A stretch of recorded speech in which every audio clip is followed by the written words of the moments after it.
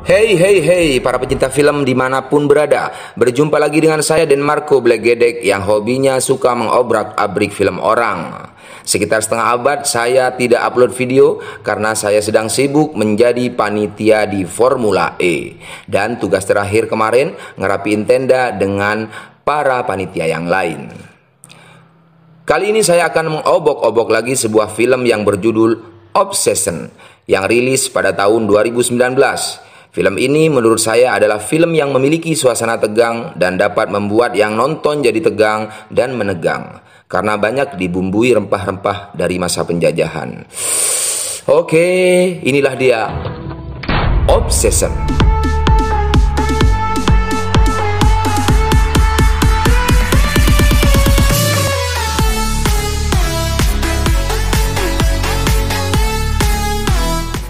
Cerita akan berfokus pada seorang wanita bernama Larissa yang tertukar KTP-nya ketika akan menjadi saksi di pernikahan neneknya di KUA.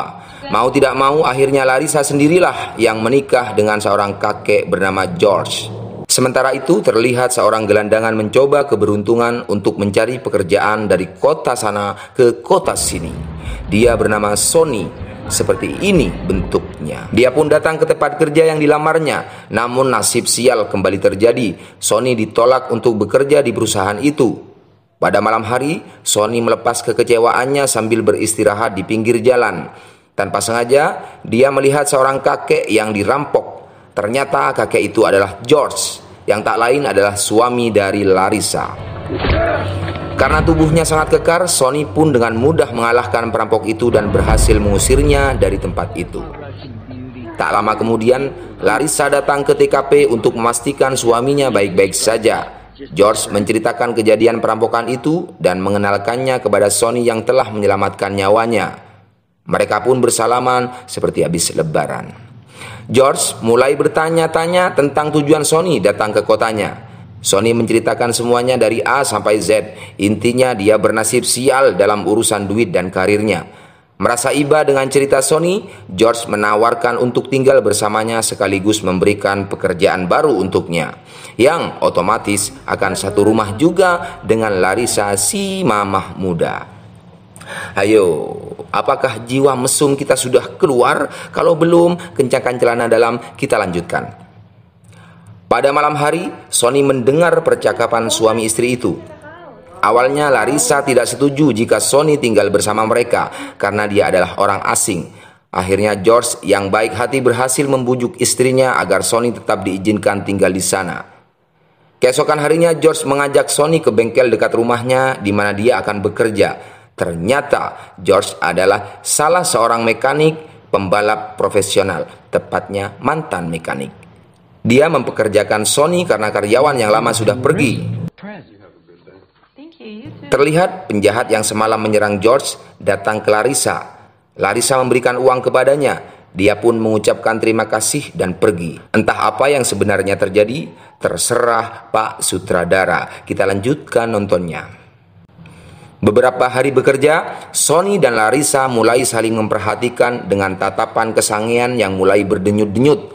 Suatu hari Larissa datang ke bengkel dan memperingatkan Sonny untuk tidak menatapnya seperti itu.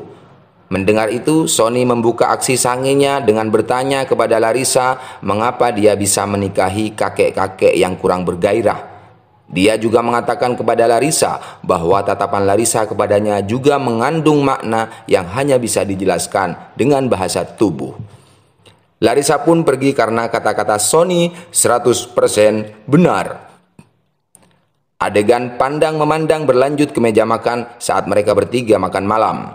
Babak pertama pun dimulai ketika Larissa mencuci piring. Sonny tanpa canggung melemparkan rayuan mautnya kepada Larissa dan test drive seluruh lekuk tubuh Larissa dengan es batu, yang tentunya akan membuat Larissa berkembut-kembut tanpa terkecuali. Kalian juga tentunya yang nonton.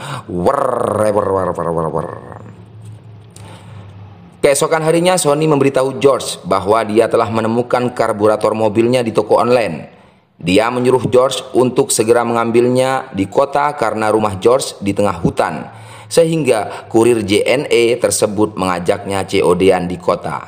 Setelah George pergi, Larissa menghampiri Sonny dengan kecepatan penuh. Tanpa basa-basi, Sony menjamah Larissa. Awalnya dia menolak. Dengan apem legit yang sudah meronta-ronta, akhirnya Larissa menyerang dulu dan Sony siap meluncurkan torpedonya yang masih aktif dan babak 2 pun dimulai.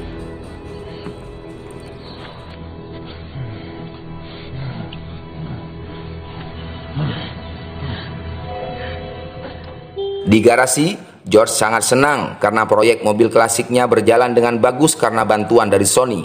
Ketika George mencoba mobil barunya, Sony menanyakan tentang servisannya kepada Larissa. Dia mengatakan kepada Larissa, "Berselingkuhlah denganku dengan profesional." Larissa sedikit jengkel dan berjanji itu adalah babak terakhir adegan pergenjotannya dan tidak akan terulang lagi. Sebagai seorang yang profesional di bidangnya, Sony hanya tersenyum. Awas. Malam hari ketika mereka bertiga bersantai di ruang tamu sambil minum beras kencur, Sony menceritakan lelucon tentang dirinya yang sedang selingkuh dengan Larissa. George menganggap itu hanya lelucon. Larissa tidak suka dengan lelucon Sony tersebut dan langsung bergegas ke kamar. Sementara itu, karena kebanyakan minum, George mabuk dan tertidur. Kemudian Sony, "Oke, kita tebak, pasti kalian meronta-ronta lagi ya." Oke, lanjut. Sony pun menyelinap ke kamar Larissa. Setelah Sony masuk, ternyata Larissa sudah menyambutnya dan langsung memegang mikrofon Sony untuk berkaraoke ria. Mikrofon merek Sony memang tiada duanya, Bu. Karena situasi memungkinkan, atau lebih tepatnya lebih aman dan nyaman, Sony dan Larissa menggunakan berbagai gaya untuk melampiaskan rasa kembut-kembutnya. Woi, woi.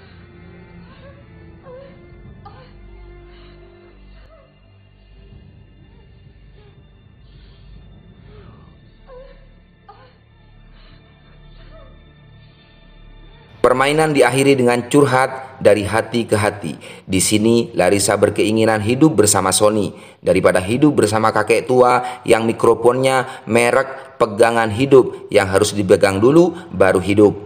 Wrrr. Keesokan harinya, George mengajak Sony untuk pergi ke suatu tempat. Sony merasa ada yang aneh pada George. Dia merasa hubungannya dengan Larissa sudah tercium. Setelah sampai di suatu tempat, George berkata dengan serius kepada Sony. Sony pun semakin khawatir. Ternyata George hanya ingin menunjukkan rencana besarnya, yaitu membangun sebuah sirkuit motor, mobil, truk, bis, odong-odong di tanah kosong miliknya itu.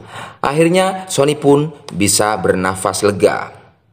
Beberapa hari kemudian, Sony mengajak Larissa ke tanah kosong tersebut dan menceritakan panjang lebar tentang rencana suaminya itu. Namun hal tak terduga terjadi. Larissa memulai rencana bejatnya dengan Sony, yaitu dengan membunuh George dan mengambil semua harta dan seluruh asetnya, kemudian pergi tinggal bersama Sony. Awalnya mereka berdebat karena Sony tidak setuju dengan rencana itu. Namun karena terobsesi dan dihadiahi congor ajaib dari Larissa, akhirnya Sony membulatkan tekadnya untuk mengikuti rencana Larissa. Terlihat George sedang merencanakan rencana proyek besarnya itu kepada Larissa. Seketika Larissa berubah pikiran karena dia merasa iba kepada suaminya yang selama ini bekerja keras untuknya. Kemudian Larissa memberikan suaminya jatah mantap-mantap di siang bolong. Hal itu diketahui oleh Sony. Dia pun merasa jengkel atau lebih tepatnya cemburu buta. Malam harinya Sony menghampiri Larissa. Saat akan masuk ke ruang kerjanya, Sony menggerutu sambil mengingatkan rencana gilanya itu kepada Larissa. Mulut terus bacot, torpedo pun diluncurkan kembali sebagai luapan rasa cemburunya. Sambil sesekali Sony mengingatkan kepada Larissa bahwa mereka sama-sama orang jahat. Bukan jahat lagi bang, bejat.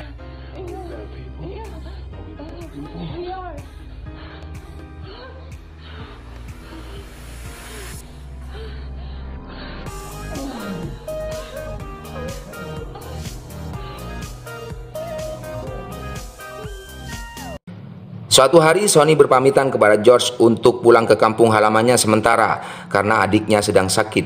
George menyuruhnya segera kembali karena proyek pembuatan sirkuit sudah dimulai. Namun ternyata Sony berbohong. Dia pergi ke sebuah motel dan bebas berhubungan dengan Larissa.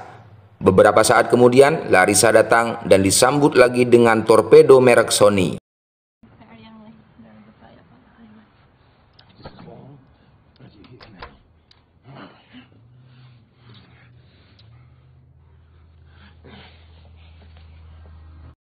Mereka pun merencanakan pembunuhan untuk George agar terkesan seperti kecelakaan.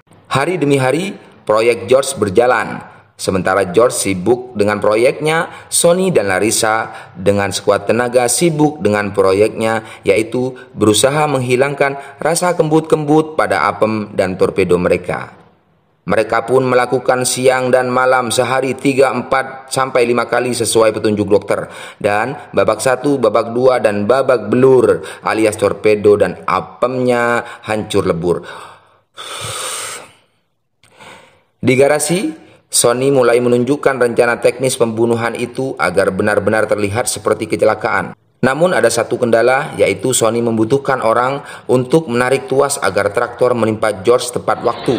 Dia menyuruh Larissa melakukannya. Larissa pun menolak. Dengan kata-kata lembut dari Sonny, akhirnya Larissa bersedia untuk menarik tuas itu. Keesokan harinya, rencana pembunuhan mulai dijalankan. Sonny berakting seolah-olah dia kesulitan untuk membuka baut traktor. Dia meminta bantuan George untuk membukanya. Tiba-tiba Larissa datang dan George tewas mengenaskan karena tertimpa traktor tepat di kepalanya. Sedangkan tangan Sonny terjepit karena sama-sama berada di bawah traktor. Larissa menyatakan cintanya kepada Sonny. Kemudian Sonny menyuruhnya untuk segera pergi ke Indo Ngapret untuk menghilangkan jejak.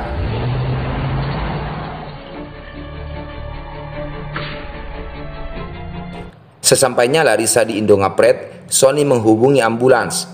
Tak lama kemudian, Larissa mendapatkan telepon dari polisi untuk segera pulang.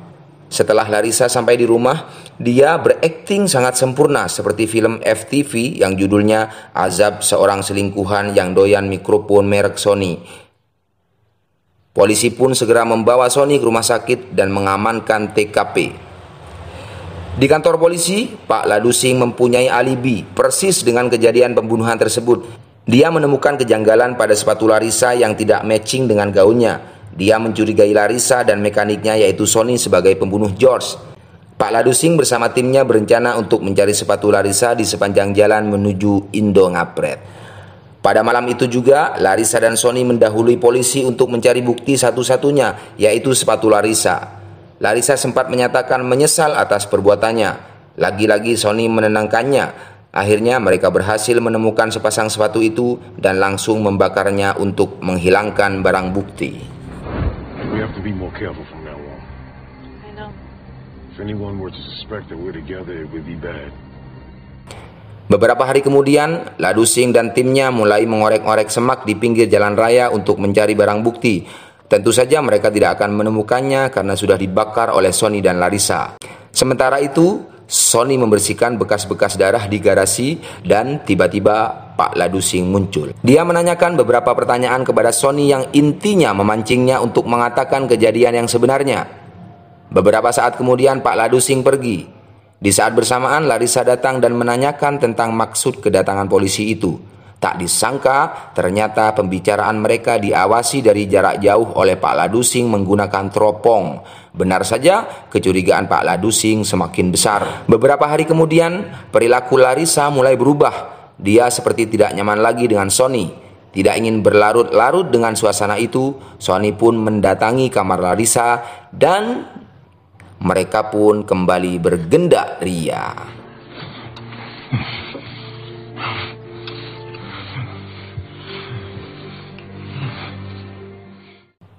Proyek sirkuit mendiang George tetap berlanjut dan hubungan mereka pun kembali seperti semula.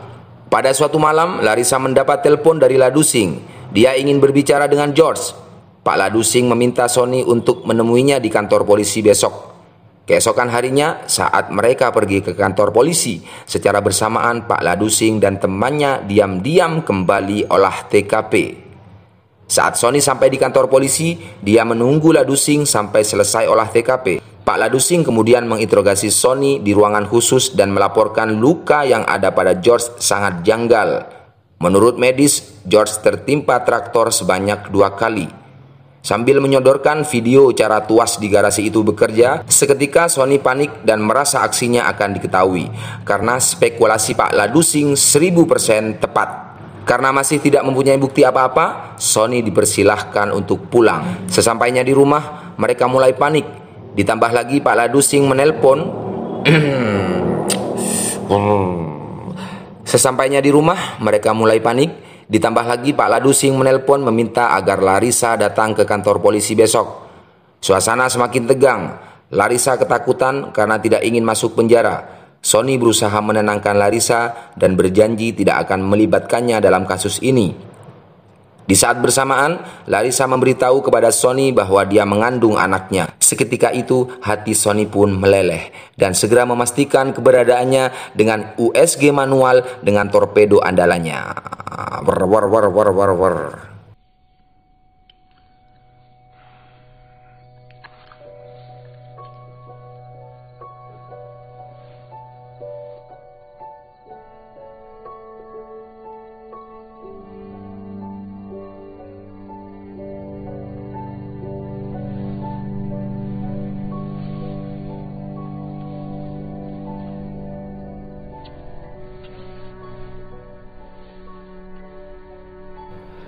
Ketika bangun di pagi hari, Larissa menemukan Sony sudah tidak ada di tempat tidur. Ternyata, Sony sudah pergi ke kantor polisi untuk menyerahkan diri dan mengakui semua perbuatannya. Dan karena Sony sangat mencintai Larissa, apalagi dalam keadaan hamil, Sony tidak melibatkan Larissa. Sony pun divonis hukuman mati dan Larissa bebas. Yang lebih mengkembutkan lagi, ternyata Larissa merencanakan rencana bejatnya ini dengan sangat matang dan teliti.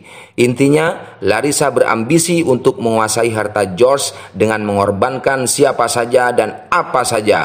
Tidak ada rumus cinta dalam diri Larissa. Buktinya, di akhir film terlihat penjahat pertama yang berusaha menyakiti George kembali bersama Larissa. Larissa juga sengaja memalsukan kehamilannya agar Sony bersimpati dan tidak melibatkannya dalam kasus pembunuhan suaminya. Dia mengirimkan foto-foto anak bawahannya agar Sony percaya bahwa anak itu benar-benar buah hatinya. Sony pun dieksekusi dan Larissa pun berhasil mencapai ambisinya. Tamat akhir yang mengkembutkan. Pesan di film ini, perpere sambaladu, yang artinya apalah arti sebuah apem dibandingkan dengan sirkuit odong-odong. Sampai jumpa di film-film berikutnya.